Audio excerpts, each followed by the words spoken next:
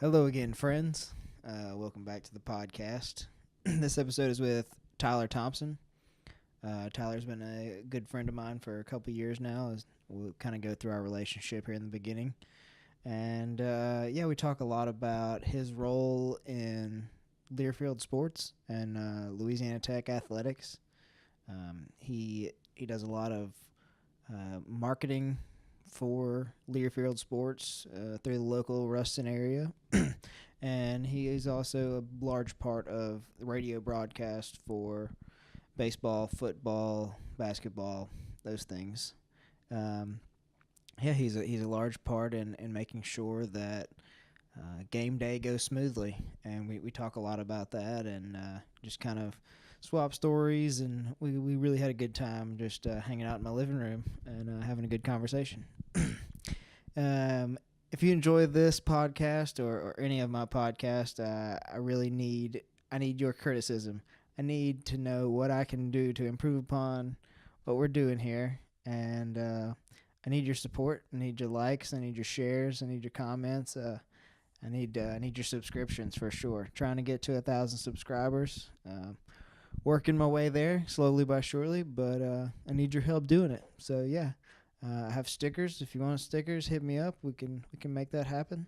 It's my little round logo there that you'll see in just a second. And just really appreciate all the love I've gotten so far. And got some more podcasts lined up. I have 3 confirmed that I'm going to do this weekend. So super excited about those, and maybe able to get 1 or 2 else in.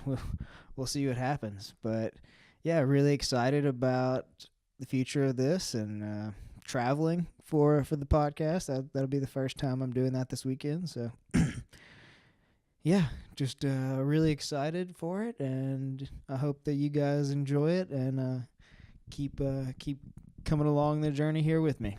So without further ado, my friend Tyler Thompson.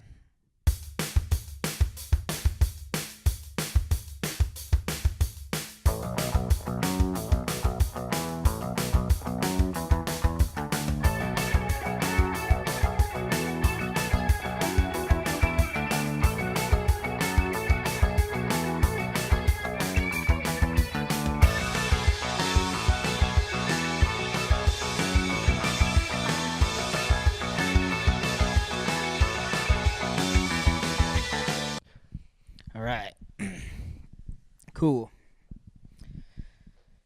Tyler Thompson, welcome to the program. All right. So Tyler, I've known Tyler for a while now. Tyler was in Sigma Nu with me and used to live with his older brother. That's kind of how our relationship started.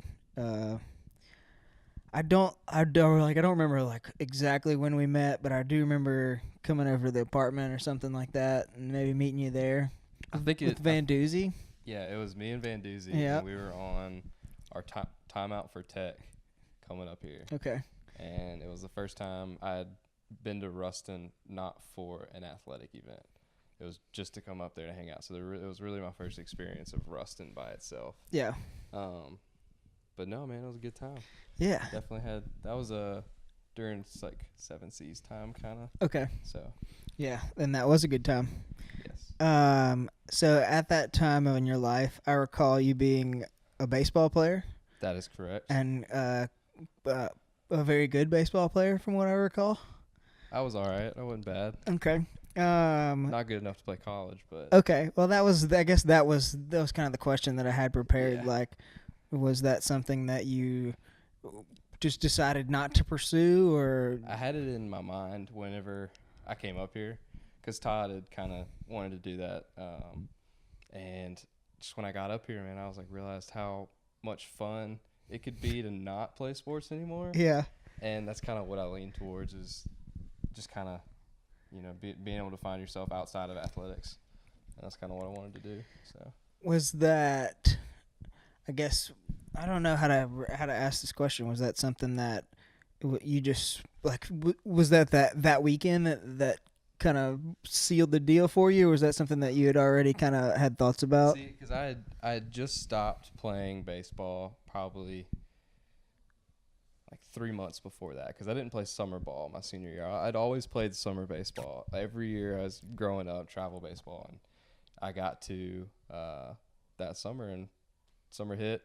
I actually had fun. I actually got to go do a bunch of stuff. Not saying that I didn't enjoy playing travel ball. I had a great time doing that. But this was like my first summer. I was 18 years old. I got to go, be free, do what I wanted to do. So it's kind of hard to go back from that. Yeah, that's totally respectable and understandable, especially at that age. Like you just want to have fun and hang out with your friends. I've talked about that on here multiple times. Just getting caught up in that. Oh yeah. So you come to Tech and join Sigma Nu. Yep. That was a priority for you? Yes, that was I had to do it. Yeah. Just because I had come up here probably 3 or 4 times for athletic events before that, and every time I came up, nothing was happening or nothing was really going on with the fraternity, so I really was missing out on that aspect. And then I came my senior year of high school when we came up here.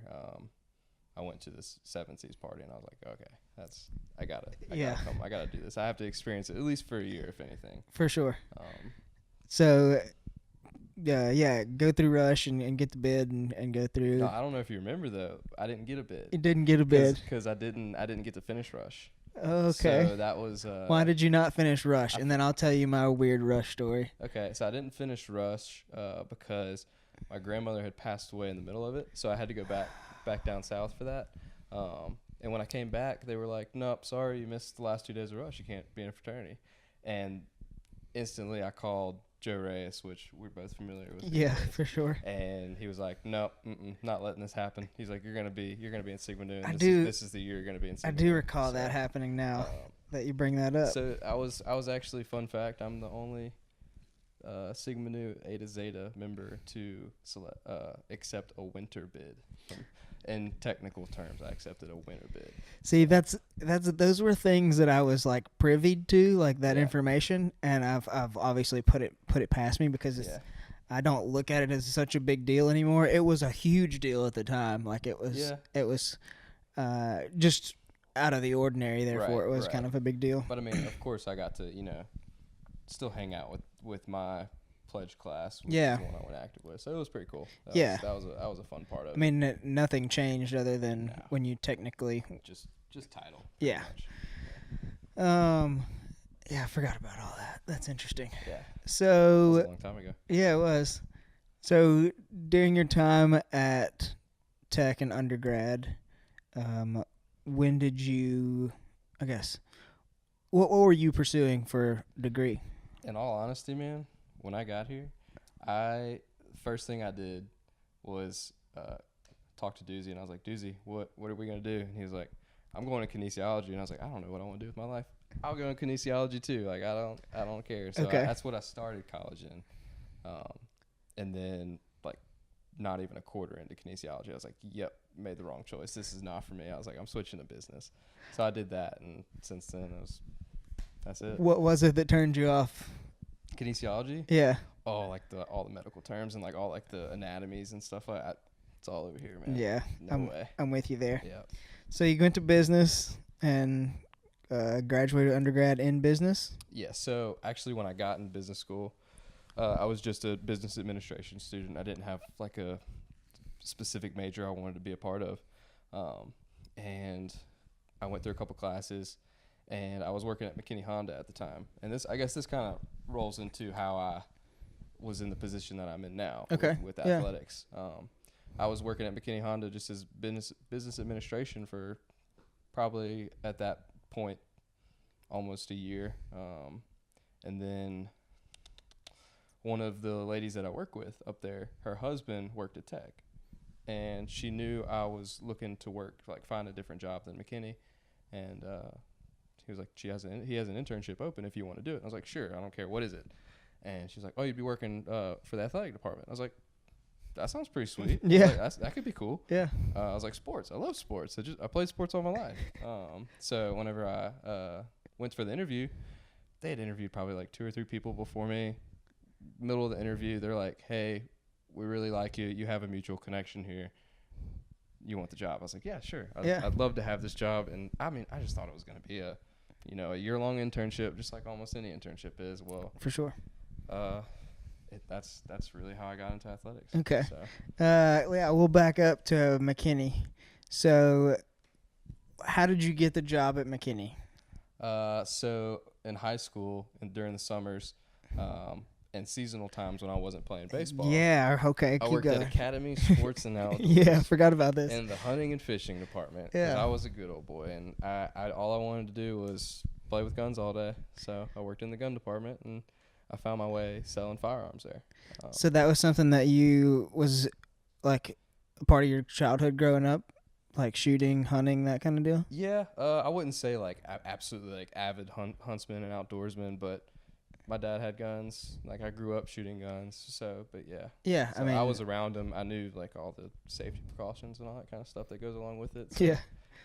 There is some appeal. I have guns, so I definitely understand it. My uncle was in the military, so I mean, like, there's all that too. Gotcha. So I've kind of always been fascinated with that side of things. No doubt. So you got the job at McKinney, and because you had the experience already. Right. So you sold guns in high school at Academy. You were able to do that. 16 years old, I had to take a test, which every person who sells firearms do, just to get a background check done by like the FBI. Yeah. And then once you get that, then you get like a login to some website that gives you access to all the forms and stuff like that to sell guns. So that's what I had to do. That it was a pretty easy test, not gonna lie. This was like 10 years ago, though. Yeah, this was 10 years ago. But it for the most part, it was just really, did you have the experience? Could you talk to random customers, and could you identify if someone was fit and able to buy a gun? And that was like probably the most underestimated thing I thought. I was like, being able to tell if someone's like fit and able to buy a gun. I was like, okay, but man, you'd be surprised on who comes in and tries to buy guns. It's you gotta know where you're at. Have you denied some people? 100%. Yeah. 100% by my own doing, and then also from sending off a background check, and the background check's like, yeah. But and trust me, it does not make people happy. Yeah, I wouldn't imagine so. No. But like you talked about on your own account, like people just acting weird. Just yeah. I one time there was a guy that came in and he just reeked of alcohol. Like you could smell it on his breath. He was stumbling, walking around, and he comes up to the counter. He's like, "I want to buy a gun." I said, "Sir, simply, I cannot sell you a gun in the state of mind you're in right now." Yeah. So you have that. Sometimes it's kind of sad. But no doubt, you just got to be able to be cautious of that when you're doing it. So for sure.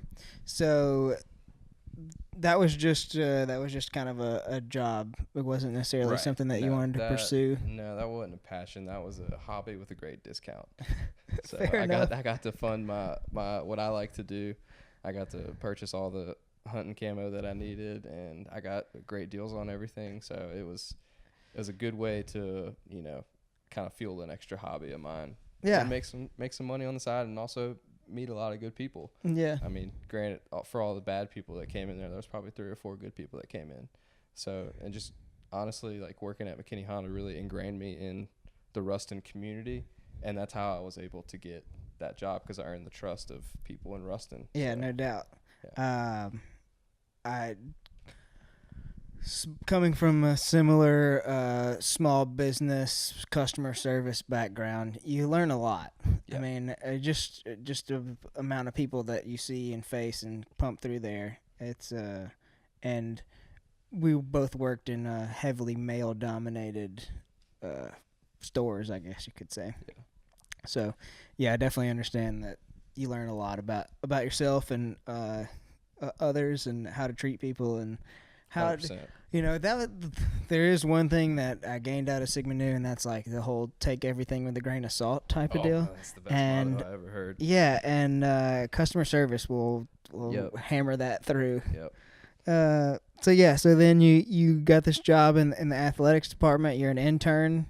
What are you doing as an intern? So as an intern, I was you want the boring part or the fun part first? I want the boring part. I want the boring part. Yeah. All right, so we'll start with the boring part. Well, that consisted of about 10 to 15 hours a week in the office, scanning stuff and printing stuff and putting together little proposals, and really just doing the dirty work, doing the busy work that the normal people in that day job don't want to do. So it was it's kind of like, man, what did I sign myself up for? Like, I don't want to just be pushing paper all day. Yeah. Like, I wanted to actually, like, be on the field and, like, be on the court and, like, do stuff like that.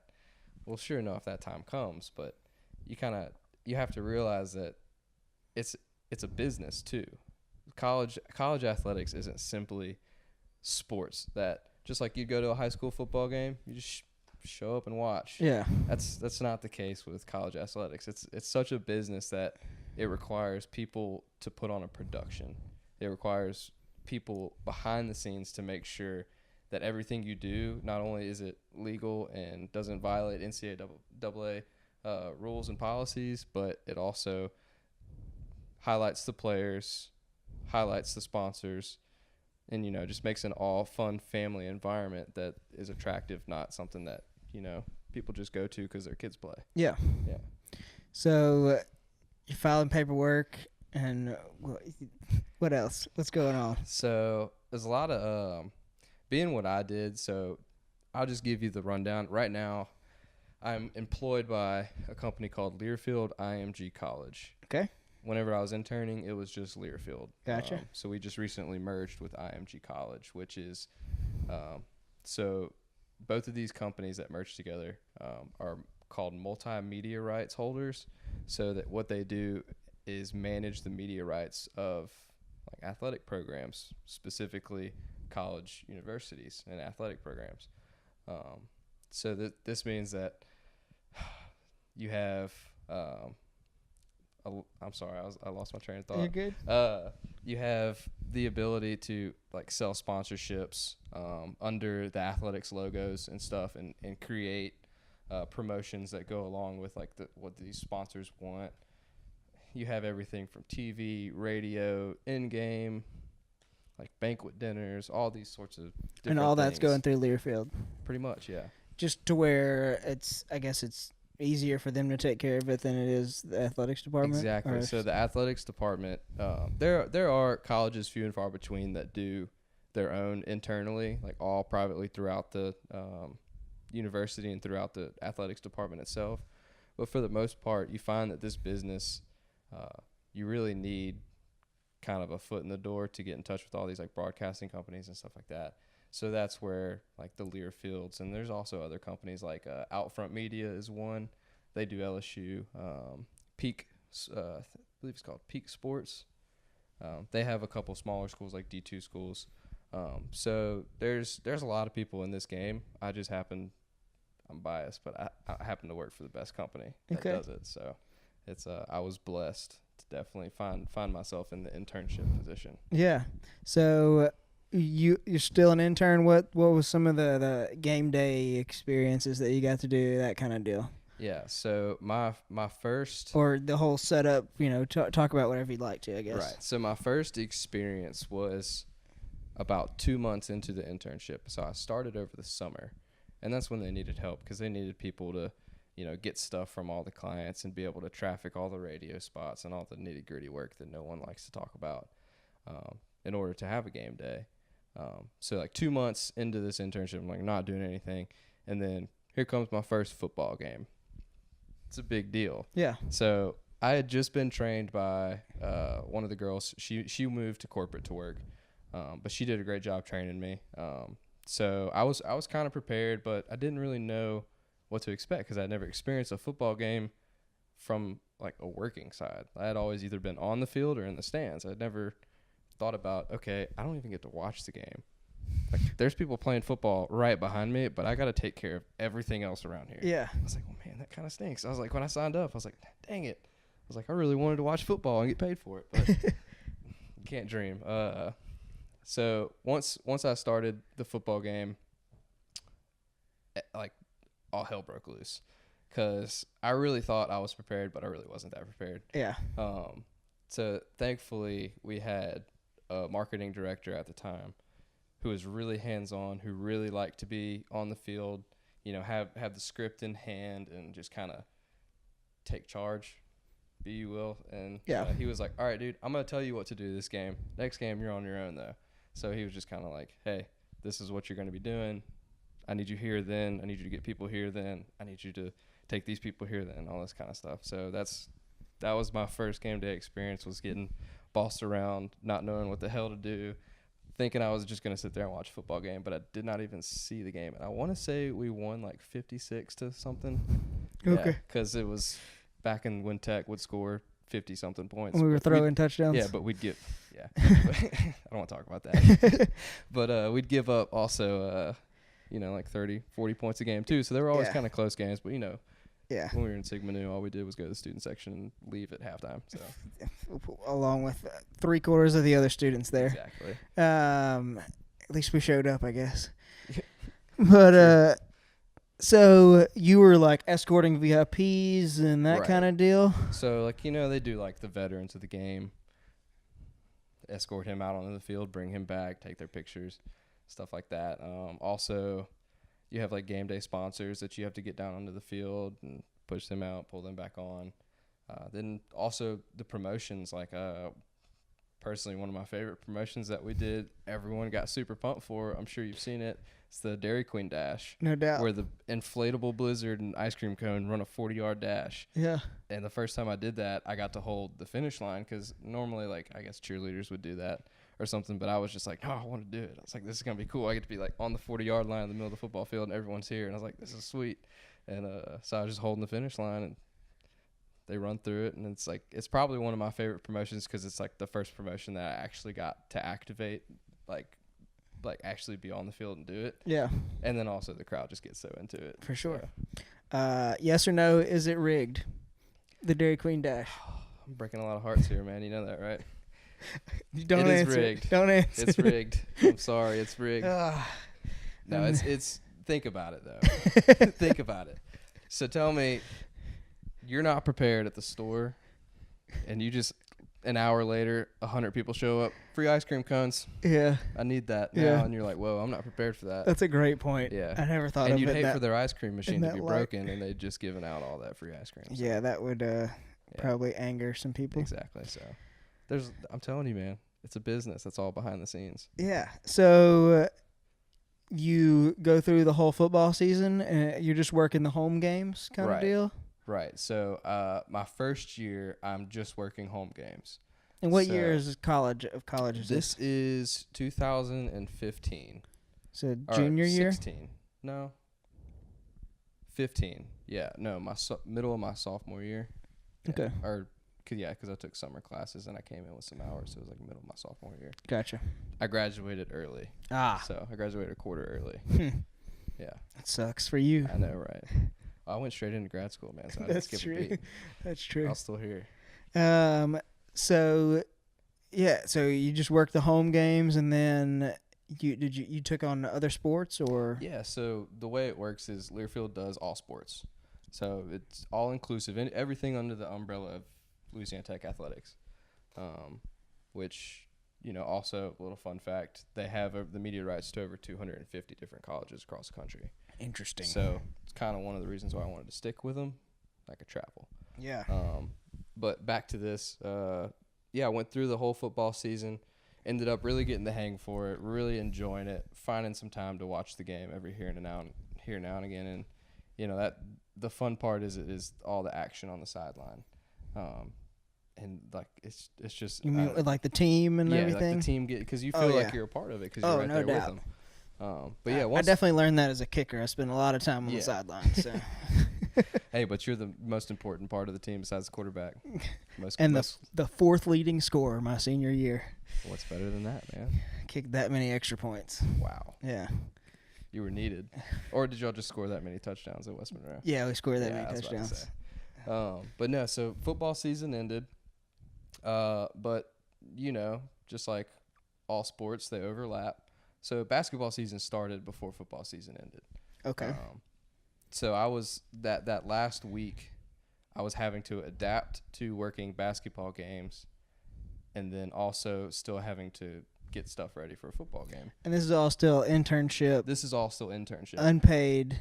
Yeah, or working 20 hours a week. Well, okay, so I'm fortunate enough to have gone to college debt free, and that's because of my Native American heritage, and I had scholarships through them. Well, they paid me for working internships. So I could work an unpaid internship, Yeah. but my Native American tribe would Pay pay me for that. Yeah. That's so, interesting. So that's kind of one of the reasons I did it, because I could get paid well through them, and then also get the experience that most people would have to take a year or two to get and not get paid for it. Yeah. Which is part of the Possibly grind. have to take loans out. Exactly. Yeah. Part of the grind of like working in athletics is most people, you start from the bottom, man. Like every AD that you see, they started as a trainer on a football team somewhere, or they started like, they're not just picked out like, hey man, you ran a great business, come be an AD. It's when you work in athletics, you start from the bottom and work your way up. Which is one thing that I've learned, and it's athletics doesn't pay that well, but it does if you make it to the top and to the top percentile in athletics. So fortunately, I work for a third party. I don't work for the university, so I actually do get paid good. There you go. But if I was working in the actual athletic department, most of the funds for college athletics go for players' benefits, like locker rooms, equipment, all that kind of stuff. So you have to take that in consideration if you're going to work in athletics. Yeah, never thought of it that way. Yeah. I know that you've only worked with one athletic director, Yes. but I have met a lot of athletic directors, though. So something that has happened at Louisiana Tech in the past, it's not the case right now, but at one point in time, our football coach was our athletic director. I know that. I guess, how do you feel about that? What are your thoughts on that? I understand you never worked with the man or another football coach that was the athletic director, but I feel like that would be a really hard job to do, because there's so much administrative work that goes into an athletic director's job, as far as meetings with the university, meetings with other school in the NCAA, taking care of everybody pretty much. You're everybody's boss. Yeah. That's the job. So to be that, and also a head football coach of a Division I college football team that practices, I think NCAA allows 20 hours a week of practice. So that's a 40-hour a week job plus 20 hours of practice. And you got to watch all the film. Then you got to do all that. So this dude probably didn't sleep, man. I don't know how he did it, but I think he was a pretty terrible athletic director. That's what I think. Yeah, okay. See, that's more like that sounds about right. I think it was a power move, and yeah, he was somehow able to accomplish it. But anyway, I love our athletic director now. Yeah, no Tommy doubt. McClellan's a great guy. Tommy McClellan's he's done amazing things for Louisiana Tech University for sure. As far as facility upgrades and just player development. And when I say player development, I mean education. He's gotten the student athletes' grade point average up. Gotten 2 brand new facilities built. He's handled this recent incident of the tornado extremely well. As far as like media coverage and stuff like that. So yeah, he's had some curveballs in his tenure as the AD here. Yeah, he's been nothing but nice to me and mine, and I have nothing but respect for him. And Skip Holtz is awesome too. Yeah, So. I've never had the pleasure of meeting the man, but he's won us some bowl games, and that makes me happy. So Yep, I just got my ring the other day. I was Yeah. actually pretty excited about that. saw that. It's the first one I've gotten since I've been working there, because I'm full time now, so Yeah, they don't give interns rings. Can you believe that? kids Isn't that grinding in ridiculous? the I know, basement right? don't get them. Exactly. Working unpaid internships. It's tough. Yeah, don't even get a ring. Okay, so you're into basketball now. Right. You're working basketball season. Right. Is that a whole other animal, or is it kind of Man, similar? I'll tell you what. Growing up, I hated basketball. I hated the sport. I hated playing it. I was terrible at it. That was really the reason I hated it. Yeah. White men can't jump. Yep. Broke both my ankles playing basketball. No Oh my lie. So whenever gosh. someone says, man, they just got his ankles broken, that was me, both of them. Sucked on layups, came down on it wrong. I was unathletic in 5th grade. I played basketball for 1 year in the rec league. I got fouled out of every game, and I quit. Yeah, I found myself getting too angry when playing. Like, I'd get really, really aggravated. Went on to soccer. At least I could just bump into people. Kick shit out of the ball. Yeah. So yeah, basketball season started, and man, being up close and personal with good basketball players. I mean, I grew up in Baton Rouge. I saw maybe 1 or 2 LSU games growing up. Didn't really appreciate it, but being courtside for Division I college basketball, those dudes can play, man. It gave me a whole new appreciation for the game because there was like speed, athleticism. There was actual plays. I didn't know that. I always just thought basketball you catch, shoot. Like actually watching Tech, they run bunches of plays, and I was like mind blown by that. Yeah. But no, basketball was it was really similar because you're working to the same fan base, so all your promotions and stuff like that were similar because your fan base didn't really change. Yeah. But other than that, it's just the environment because football is open air. Basketball, you're in an arena, so that's one interesting part about it. And then the speed of the game, so you have to be really prepared with timing. So football, there's a lot of like media timeouts and like just regular timeouts, and games kind of drag on. But basketball, you got to be on balls of your feet, have people ready to go places, make sure promotions are set up and ready to happen like real quick because things can change instantly in basketball. So. Yeah, for sure. So that year of basketball, was that when we went to the NIT or was that the year? Yeah, that was the Speedy senior year. And we hosted Iona? I believe so, yeah. That was the most lit basketball game I've ever been to in my life. That was when we had Coach White, right? Yeah. Yeah. That was a good time. It was a good time. time. That was good basketball time. It was a good basketball time. Yeah. That, like you say, I'm in the same boat with you there. Like, didn't care for it at all whenever I was growing up, and really only care for Tech now. Yeah. Just because I have a vested interest in them. But yeah, going to watch, you care about the team and what it represents and all that kind of stuff. So and the history that Tech has with the women's basketball program, for sure. Back in the day, winning 2 national championships. That's like the first ever national championship, I believe. Was it? I think it was. It might have been. I could be Leon mistaken. Barmore, he's a legend. Yeah. Love that dude. No I get doubt. to see him all the time. So, Really? Yeah. That's cool. Yeah. We'll get to all the people. I was about to say that's definitely a category we can talk about. Yeah. So basketball goes through. Obviously, that first season was a wild one. And was that again like you're working every home game? Yep. Every home game you're there. And that's a real grind because it's like 40 of them. So football season is nice because you work a weekend. Oh, you got a weekend off. Then you work a weekend. Oh, you got a weekend off. Basketball every single weekend because I'm not just working men's. I'm working women's games. Oh. So when men's are away one weekend, women are home. So there was one. And Thursdays and Tuesdays. Yeah, there was for a period of time I worked 5 days a week, have a basketball game on Saturday and that was for a 12-week period, just straight. Yeah. Straight games. Yeah. Sundays were my only day off, and I would just sleep all day. So it was tough. Was that tough on? And being a full-time student. Yeah, that's what I was gonna say. Was that tough on school? Yeah. I will say that's kind of whenever I realized hey, I'm in business school, I'm doing sports marketing. I'm gonna change my major again.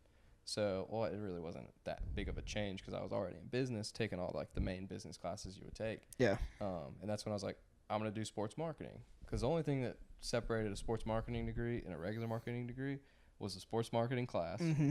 Easiest class I've ever taken in my entire life. Shouts out to Marco. Marco Bourne. Yes, sir. He called me out in the middle of class one time. He was like, well, don't we have an intern? Stand up. And I was like, oh, you got to be kidding me. All the football players are like, we're coming to you, man. I was like, great. But yeah, so I took the sports marketing class, and the only other thing you needed to do was have the sports marketing internship. Already doing that, man. Yeah. I could write a paper tomorrow about that. Sign up for the class today, write a paper tomorrow. So that it was kind of easy to make that decision transferring into a sports marketing role. Yeah. So that's eventually what you graduated in? Yeah, that's what I graduated in, and I took a summer off between graduation and getting my master's degree. But I kind of realized if you want to have a higher position in athletics, you need to get a master's degree, unless you're going to be like a coach or something. But most people, especially if you want to be like a CEO or a CFO of an athletic department, i.e. An athletic director, you have to get your master's degree. So you were an intern all the way up until you graduated?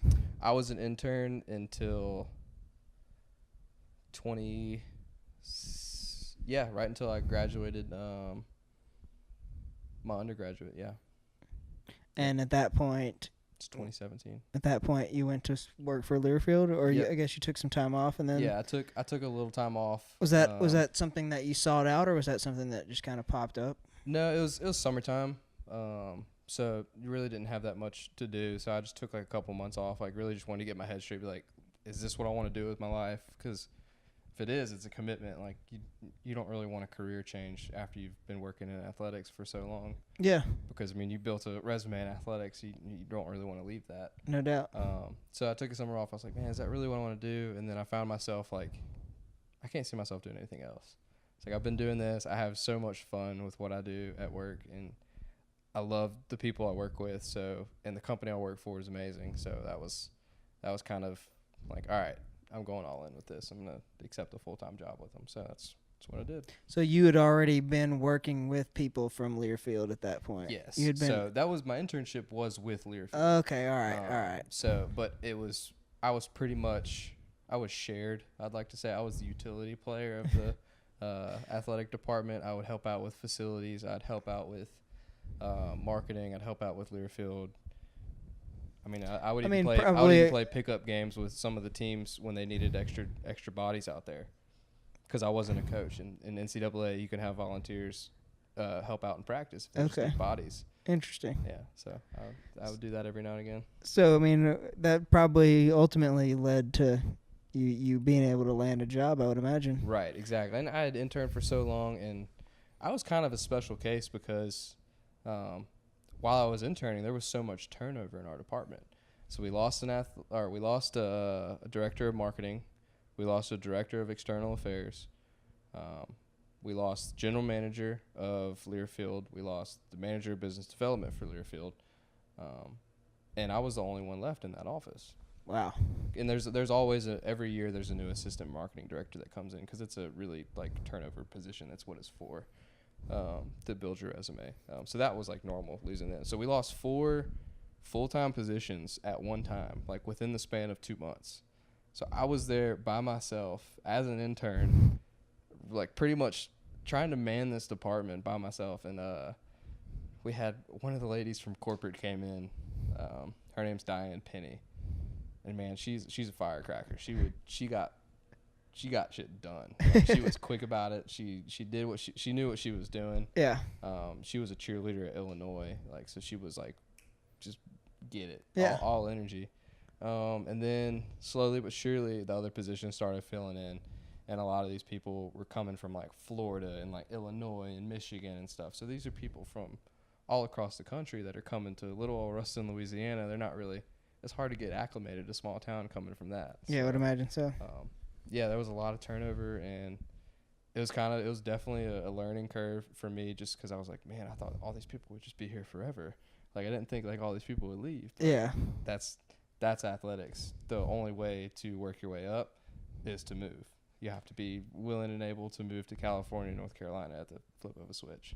So had you been working with baseball and softball, that kind of deal too, or at that point? So of course, like I said earlier, all good sports roll over. So sometimes you're doing 2 sports at once. Yeah. So baseball's my favorite because there's not that much to do, and you actually get to sit there and enjoy the game, and it's my favorite sport. So, yeah.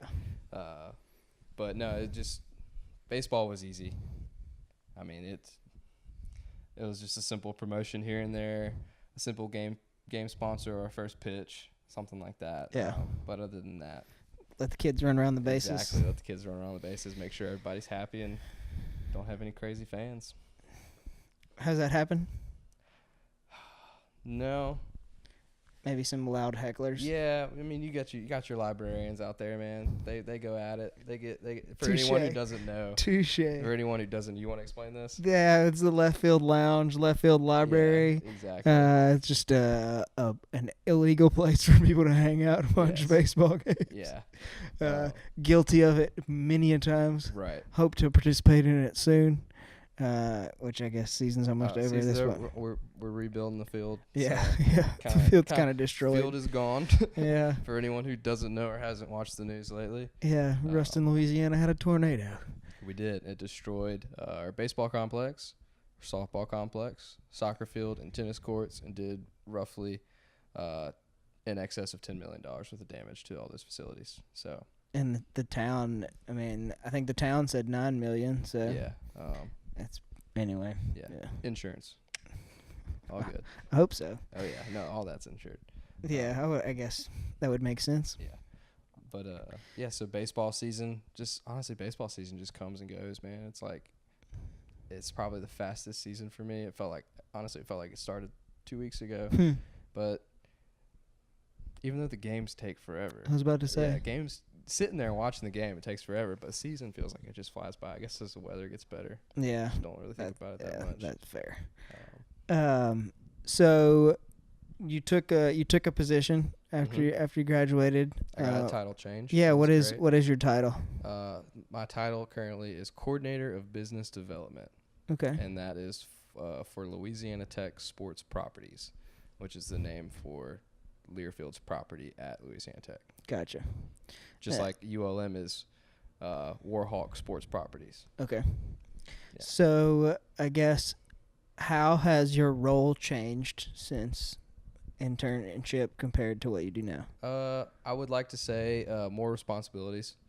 Day-to-day operations, definitely a lot more on my plate. They trust me with like writing the radio spots. So most of the radio spots you hear, yours truly. And then also like sending off requests for getting content created, trying to get that approved by all the clients. So like actually going sitting in meetings with clients, our sponsors, so the people you see on the outfield wall and all that kind of stuff. We normally bring back proof or fulfillment of what we've done for them throughout the year, everything that they pay for. And we ask them, like, is this what you wanted? Is this what you expected? Just like photos of the advertisement order. Photos of everything, videos of stuff. And you have to get their approval, and basically they say, yeah, we love it, or we'd like to kind of change some of our ideas. And especially for like your big partners like Origin Bank and stuff like that. I mean, people who spend lots of money with us, to be able to put their name and their brand in front of our fan base, which, I mean, you know, if you're a Louisiana Tech fan, it's because you went to school there. Like, not like LSU, you can just buy their stuff at Walmart. You said it, not me. Yeah. But yeah, it's like, so our fan base is really like what we're trying to, it's what we're getting people in front of. It's what these people pay money for is our fan base. So, it's definitely cool because our fan base is a lot different than most people's. So it's kind of difficult to design campaigns, get them approved by the sponsors, and then make them happen. So. Yeah, I mean, obviously there are Louisiana Tech graduates all over the world and the country, but it is a lot of the athletic fan base that participates in season ticket buying and all that kind of stuff is significantly localized, I would imagine. Right, and significantly older than most fan bases too. Our average age for our fan base is 48 years old. Really? Yeah. Which you go to like an Ohio State, their average fan base age is like in their mid-30s. So we're a decade ahead. So in marketing terms, you got to think about that. We're a decade, I'd like to say, ahead of people. Most people would say behind because our fan base is older. But you're thinking of it in like a financial way. Yeah, our fan base is more financially secure, probably smarter with their money, and just they're used to tradition, not so much change. So they want to see traditional promotions. They want to see traditional advertisements, not so much like your Ron Burgundy on the scoreboard and stuff like that, because that's pop culture that they don't understand. Yeah. So when you go to a Tech game versus when you go to like a LSU or Pelicans game where the fan base might be a little bit younger and more into pop culture and stuff, you'll see different promotions and advertising. That just brings so much to light for me. Yeah. Obviously I've been going to Louisiana Tech athletic events for many years, and the advertisements are somewhat plain in that. Well, but that it's because of what you're saying exactly. right now. I mean, they're not trying to. The whole Ron Burgundy thing's a good analogy there. Yeah. Granted, we did have Ron Burgundy on our video board a couple times, but that's why not have Ron Burgundy on your video board when you can. No, but I like to say that this job ruined sports for me at the same time as it made me love them even more. I cannot find myself going to any other sporting event that's not a Tech sporting event, sitting in the stands and going, I wonder how much that sign cost. Wow, that's a really good promotion. We should try and do that. I like what they're doing with their timing between timeouts and how they're running their game. Like, I go to a game, not only am I getting the intrinsic value of all these people running around playing a sport I love to watch, but I'm like, I'm sitting in a production right now. Like, so many people take that for granted that you are in a people are behind the scenes saying camera 3 over here, like all this stuff's going on, and you're just sitting there watching people play a basketball game or watching people throw a football around, and you have no clue all this is going on around you. Yeah. But it's all for you. It's all for the people who are there. Because think about it. If you went to a Tech game, there wasn't a video board, there was no signs there was no music, there was no PA, what would it be? I mean, I remember those days. I mean, not without a PA, but I mean, like, without the video board and all that stuff. And, like, I remember they used to have these just there's a couple massive sections of bleachers that don't really get used, and they would just cover them up with these huge, tarps. The big logos of other companies and stuff. Like, there's like a chiropractic company or something that sponsored that for a while. And, yeah, like that always stuck out to me. I was like, that's weird, but whatever. Because that was the only other thing you could look at the game besides the game. Yeah. That was there. Yeah. And that's now in this multimedia-driven world that we have, and people can't. The average attention span of an American is 8 seconds. Did you know that? No, but I can tell because my average view time is like 3 minutes. Exactly. People get so distracted so easily. So the game of advertising, especially in college athletics, has changed over the past 10 years, like, so much. It's ridiculous. And one thing that one of our VPs for our company was in town today. Let's pause right there. Okay. Because my camera died. Okay, we're back. Sorry about that, people. VP. Okay, so, yeah, like I was saying, our VP was in town today, and we were kind of talking about where he thinks our company's heading towards. Are you familiar with, what's it called? It's like video game, like advertising and sponsorships, like televised video gaming, like Twitch and stuff like that. Okay. There's a word for it. I can't think of it right Live now. streaming? Not live streaming, but it's it'll come to me at some point. Okay.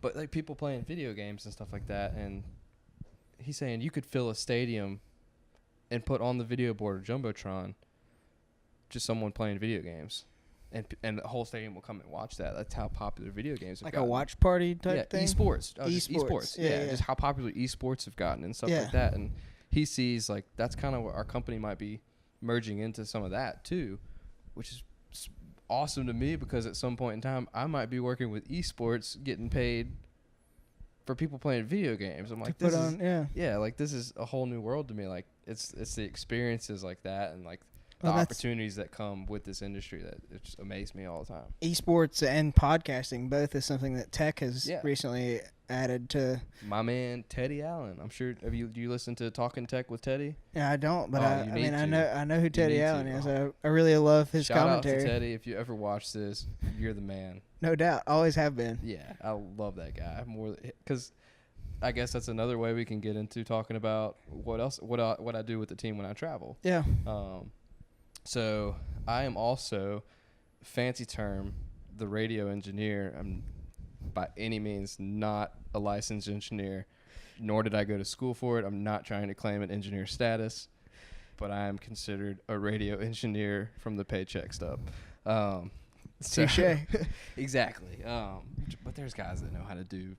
You're not a sound engineer, I guess. I am That's not what a you're sound trying engineer. to say. No, I do not know how to perfect sound. Yeah. I know how to get a play-by-play and a color guy and a sideline guy all connected and push that to a radio station. That's what I know how to do. There you go. And control their volumes with little knobs.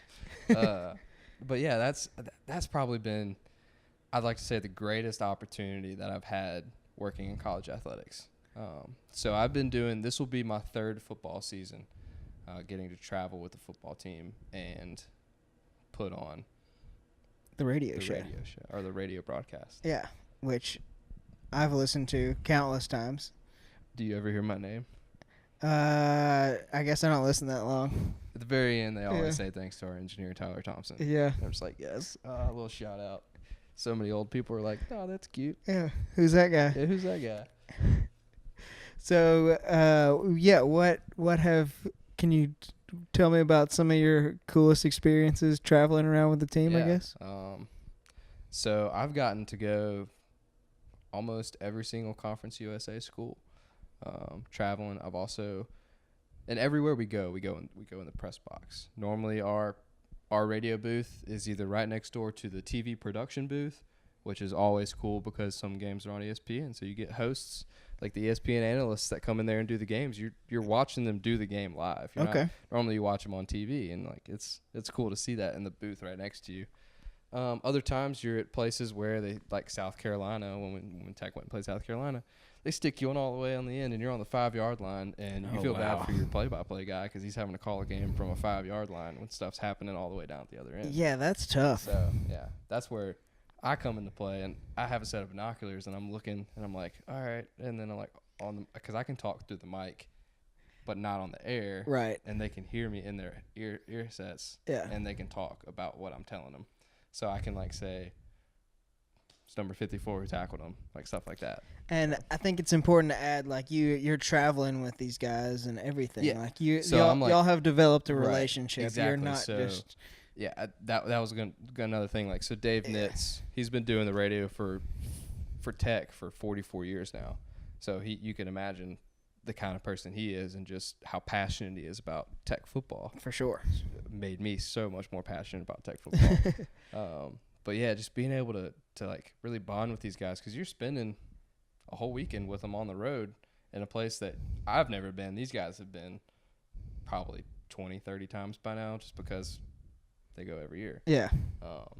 But no, it definitely changed my appreciation for it. So I was gonna say, probably one of the most fun games I ever watched was the South Carolina Tech game where we lost in the last like 3 seconds. Yeah. Almost beat South Carolina at the point in time they were ranked. And it was just like, why did we lose that? But it was typical Tech. No doubt. You got to go to Hawaii. I did. That was this past year. That was, I never thought I'd get to go to Hawaii, man, unless it was like for like a honeymoon or something. It was never It was never something I was like, man, I'm going to save up money and go to Hawaii. Like, never thought it would happen, and sure enough, lo and behold, Louisiana Tech gets selected for the Hawaii Bowl, and they're not going to send another radio engineer out there. So I was like, man, this is great. And like, of course, I get to work the next day, and I go ask my boss, I'm like, so you guys going to send me to Hawaii or what? And they're like, yeah, you're going to Hawaii. And I was like, I just wanted to hear you say it. Yeah. Like I was like, yes, this is great. So I got to go spend a week in Hawaii with the team, all expenses paid. It was probably the most rewarding thing that I've done throughout my athletic career is just being able to travel to a bowl game in Hawaii, kind of go throughout the whole bowl week with the team, and just be able to experience that, and then have be on someone else's dime too was pretty cool. Yeah, I'm sure. Yeah. And that was kind of what I got out of us taking the Hawaii Bowl bid. Mm-hmm. It was like our fourth bowl game in a row, fifth bowl game in a row, and we'd been to so many locally, right? That we had been to, and Pat, the year before that, the Frisco Bowl, DXL Frisco Bowl against Southern Miss. The year before that was the Armed Forces Bowl against Air Force. Let's see if I have a good memory. The year before that was, I already lost it. Arkansas State and New Orleans. New Orleans, RL Carrier Bowl.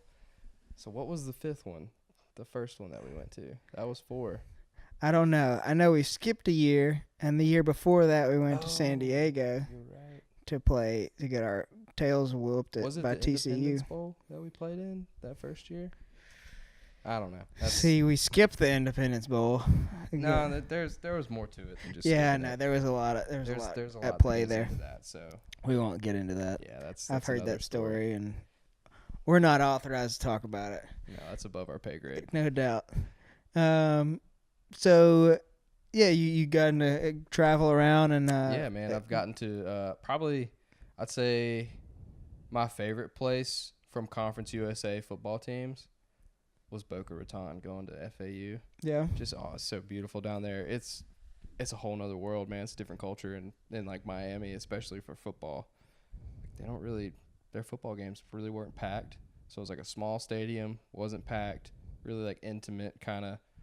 I could see the freaking ocean from the press box. So I was like on the field. It says football in paradise, and it's just like, okay, this is a dream come true. That's interesting. Yeah. Besides Hawaii, Pearl Harbor was right behind me the whole time, so I got to every now and again look over my shoulder and see Pearl Harbor. That's interesting. Yeah.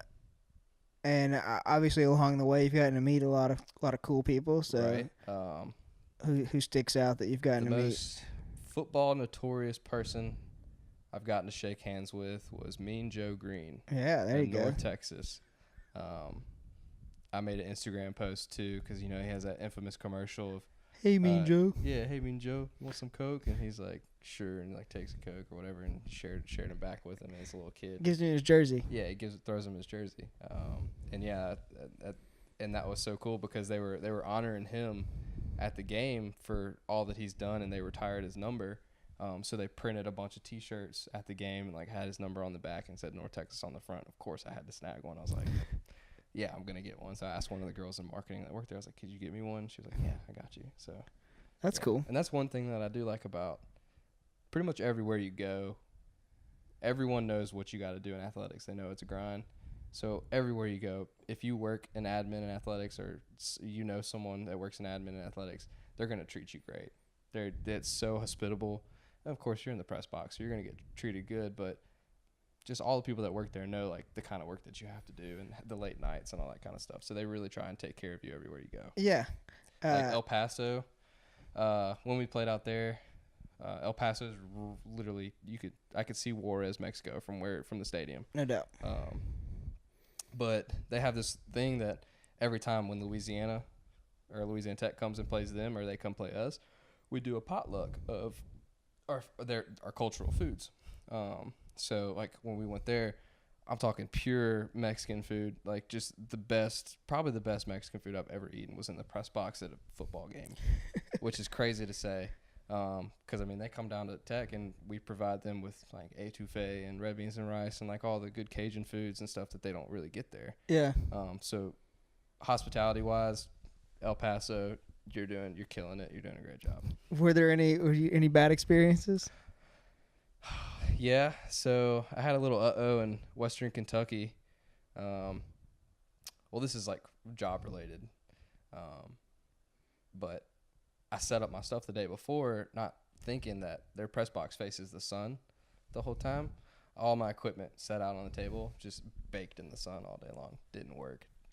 Still had a broadcast, but they had to hold a telephone up to their ear the whole time, and they really weren't happy with me. Ooh, yeah. Man. So it like permanently messed up the stuff? No, it ended up working like a couple days later. Of course, a couple days later. Yeah. But, I guess it was just overheated. It'd been sitting in the sun all day. Kickoffs at 6 o'clock. So I went to go turn it on, and it just wouldn't. Nothing would work.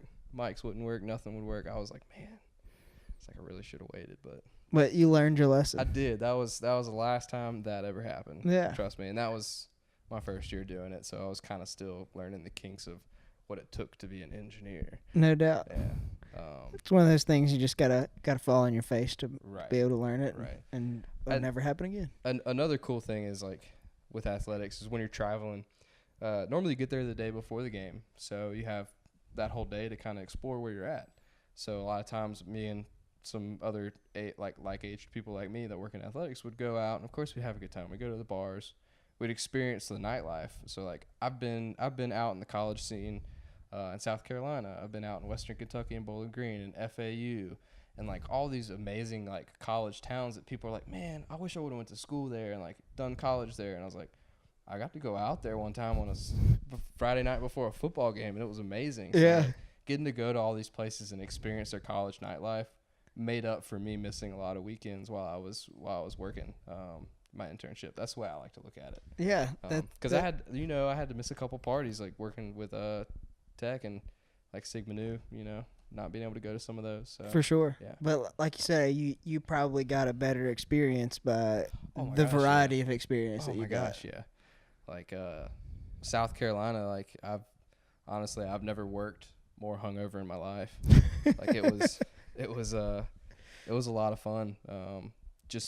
It's honestly, you ever been down at Tigerland in Baton Rouge? No doubt.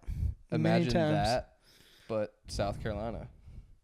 It was awesome. Weather was probably better. Yeah, it was better. It didn't really smell as bad either. Imagine that. Yeah. But so no, so that was awesome. Yeah. Speaking of Tigerland and you grew up in Baton Rouge, I guess what brought you to Tech? Was it Todd was up here? Yeah, that I wanted to get away from my parents, and I was toying around with walking onto the baseball team. Yeah. So I got up here, and like I said, I witnessed what life could be like, enjoying myself for a little while, being an unresponsible 18-year-old, having fun. I wasn't near my parents. I was 4 hours away from my mom and dad, so yeah, they couldn't tell me stay home for the night. They couldn't say you have a no curfew. Doubt. And that was something that I figured out pretty early in yeah, college. that was an aging experience. But that was me when I grew up. I was like, hey, 18 years old, you're on your own. You figure it out. Yeah. Granted, I had Todd to help take care of me a little bit, but. So we're gonna go all the way back to the beginning of this podcast, like 45 minutes ago, and I'll tell my Rush story that I failed to tell earlier. Let's hear it. So whenever I went through Rush, I knew the president of IFC, who I will remain nameless. But I think I know who that is. He had glasses. We'll say that. Okay. I was taking business law at the time. Business law is a night class, or it can be taken at night. I was taking it at night.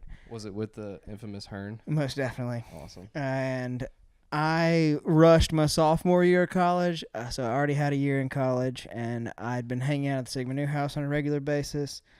Said president of IFC knew this and knew that I would already slated that way. Okay. So I told him, look, man, class is 2 times a week.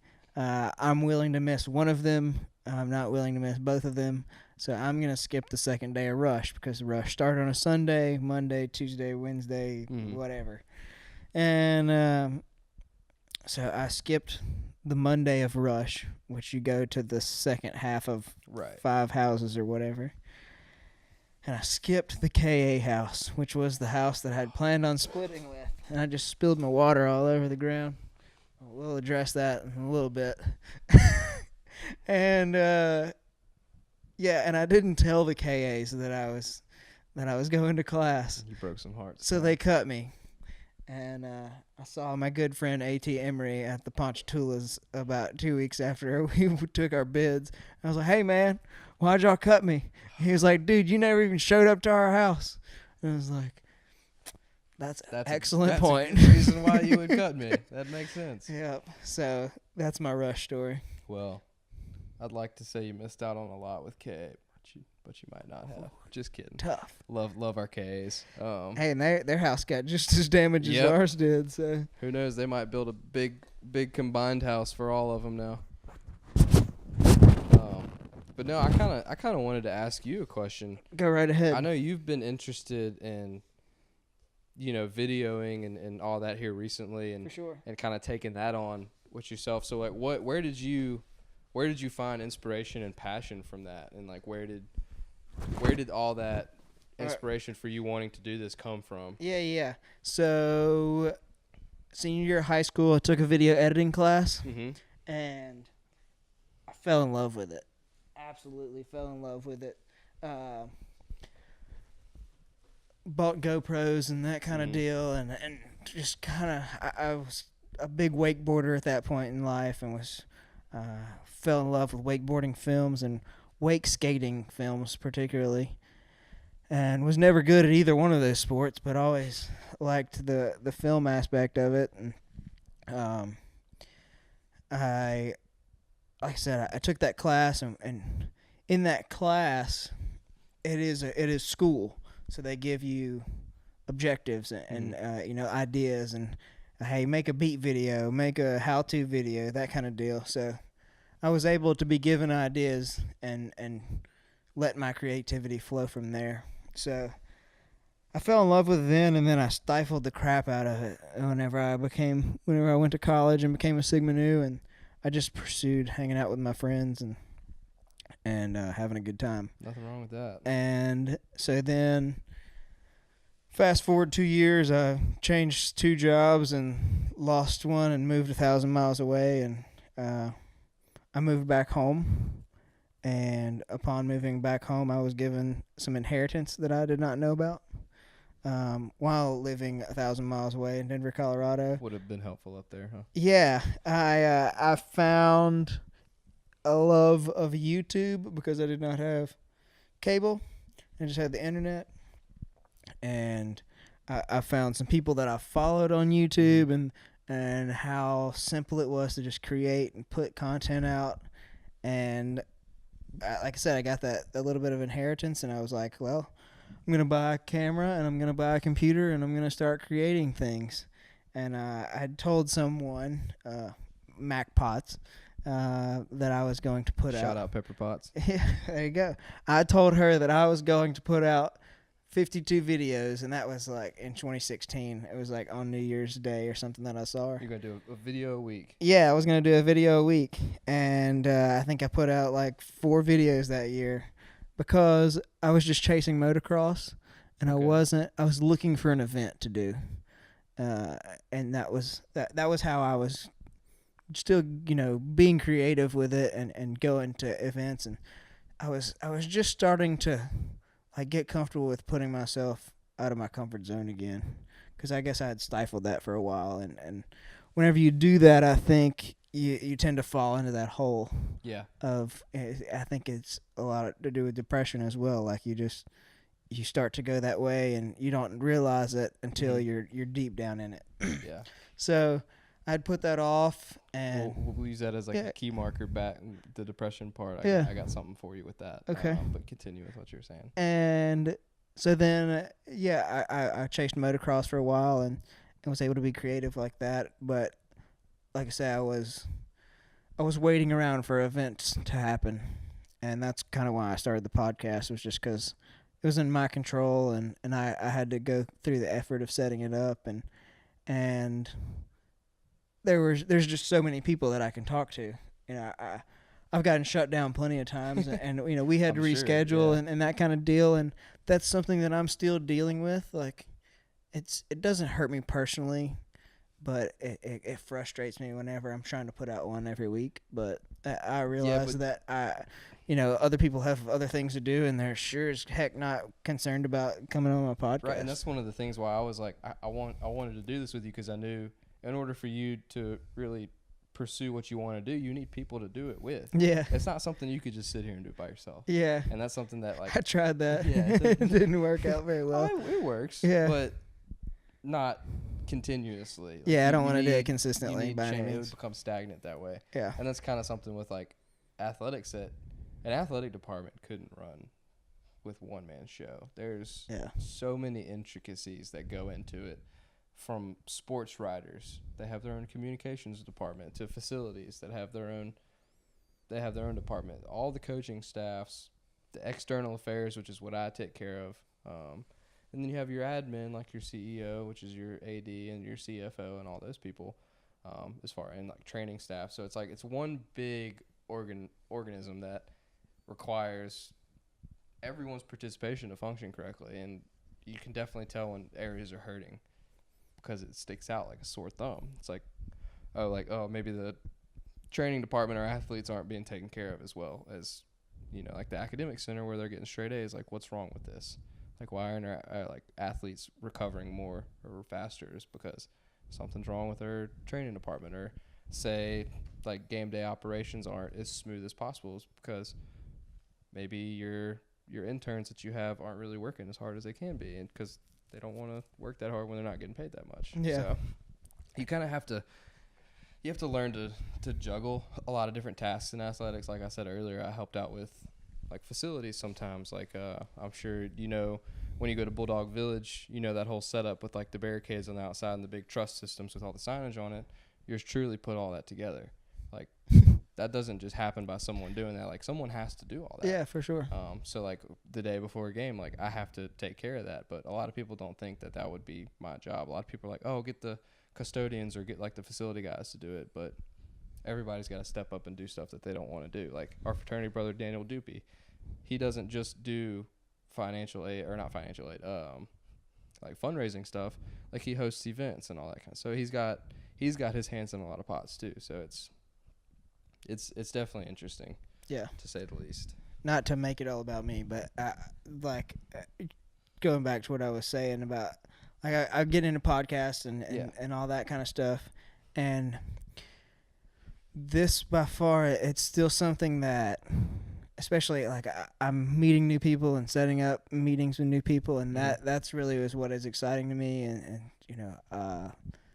like I'm comfortable with you, and I'm not comfortable with other people that I don't know, and that's what is exciting to me about it. Like the little bit of nervousness that happens before that, and I'm still looking. For every person you're comfortable with, you have to do a podcast with someone you don't know much about or don't know at all, or 3 or 4 of them, honestly.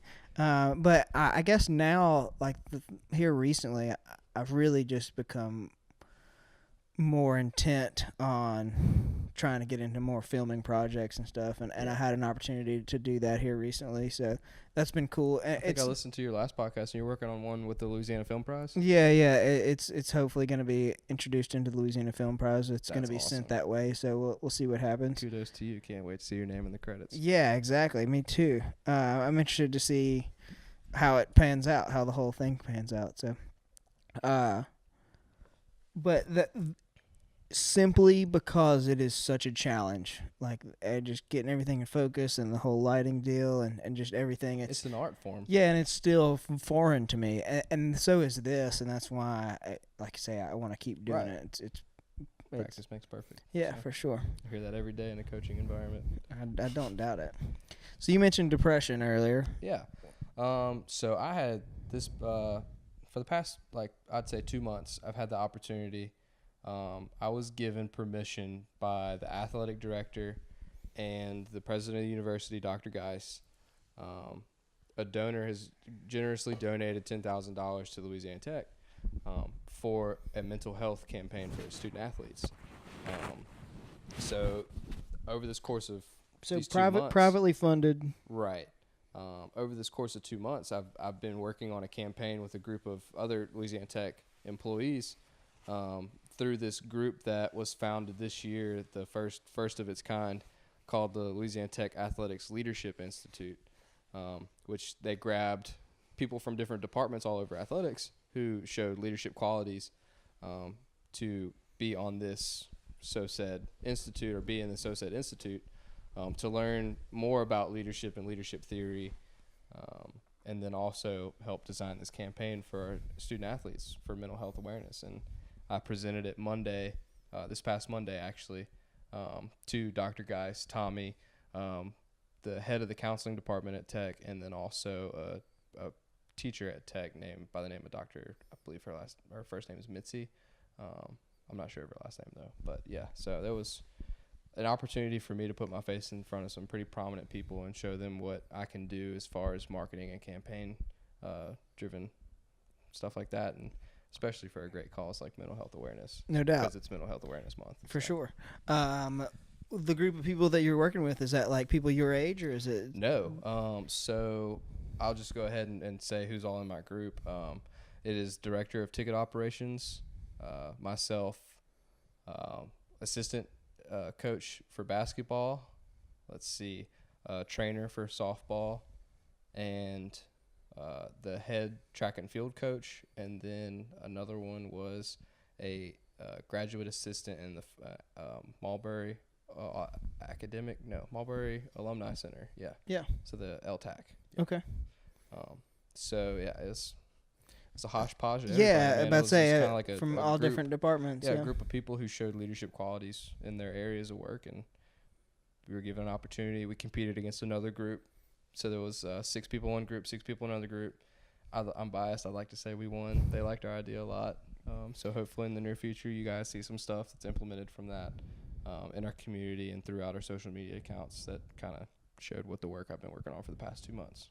So you're just kind of developing advertisements about mental health? Or really just an entire campaign as far as educating our student athletes, pushing out to the fan base that, hey, our student athletes really appreciate what you guys do for them, and could really use some words of encouragement, and then also like words of like compassion and stuff like that. And really just kind of, I mean, the past couple years, there's been more, it's a scary statistic, but in the NCAA alone, there's been more suicide attempts than ACL tears. And that's across all sports. That's crazy. That's terrifying, isn't it? Yeah. And fortunately enough, in the past 2 years, only 7 of those attempts were successful, which is still, there's a lot, that's a lot of people hurting themselves, but for all the attempts that weren't successful, like those people still need to get help. So it's something that is kind of opened my eyes to exactly what they go through on a daily basis, and kind of reassured me like this is what I want to do with my life, because it's something that I can be, 1, passionate about, and 2, really help people, because I wouldn't have a job if it wasn't for student athletes. Yeah. So you mentioned that you just now that you do kind of want to do this for the rest of your life. Yeah. What are your goals? You want to be an athletic director? Is that kind of the dream, or? So you want to know my goal, or what the last job I want to do before I retire? I guess give us some your ideal stepping stone line, I guess. Okay. Well, sure enough, from where I'm at now, I'd like to go be a full-time seller at another school, preferably like Tulane, or maybe move out to California and work for like San Diego State or something like that. Do something cool, or move to Boca Raton and work for Florida Atlantic. But no, I want to be a seller there, which would consist of actually designing campaigns, marketing campaigns for small businesses and large hospital systems and big banks and stuff like that. All the people you see, their signage everywhere. Bringing it to them and pitching it and closing a sales job with them, or a sales deal, getting the commission on it. That's the fun part. Yeah. And then from there, becoming a general manager of sports properties, which you handle all the business side of all the sponsorship deals. And then from that, I'd like to transfer over into the administrative role and possibly be either a COO or a CFO of athletic department, and then an AD. And then the last job I want to do before I retire, I want to be the guy that runs the Super Bowl. Okay. That's a big step. I didn't really mention my passion and my love for the NFL, but I'm probably one of the biggest Saints fans you'll ever meet. I love the Saints. Zion Williams, right? I know he's going to play for the Saints. It's going to happen. Watch. At least for one play. Him and Taysom Hill are just going to run a 90-yard touchdown, just pitching it back and forth to each other. I would love to work for the Saints. Like, I would love to do that and getting into the professional game, because that's where the real money's at, is professional sports. But it sounds like you are very marketing-minded. You're very 100%, business-minded. 100%. And that's something that I definitely found whenever I was in school. I was a marketing major, and that's definitely something that I was able to get into that mindset, but I've been out of it for so long. I don't really think that way anymore. But I know what you're talking about, like seeing billboards and seeing signs and stuff, and like, oh, that works, that doesn't work, that kind of deal. See, to me, what marketing was, how do you say that? Marketing was like the, in layman's terms, a moron psychology, because we have to know what appeases the people, and what gets their attention. And in psychology, you have to be able to listen and dissect a person's mind, and you get to do the same thing in marketing. Yeah. So you get to really, that's what my favorite part about designing campaigns is. Cool. Well, I think we're going to end it there. All right, man. This has been super cool conversation. Yeah. Obviously, I always enjoy talking about tech, and obviously we've already had a relationship, so I was excited to have you on. I know, man. Cool. Well, I appreciate all the knowledge that you've dropped on us today. Thank you for having me. Hopefully we'll catch up with you down the road. Man, whenever I'm running the Super Bowl, you'll have sideline tickets, all right? Deal. All right. Sounds good. Peace.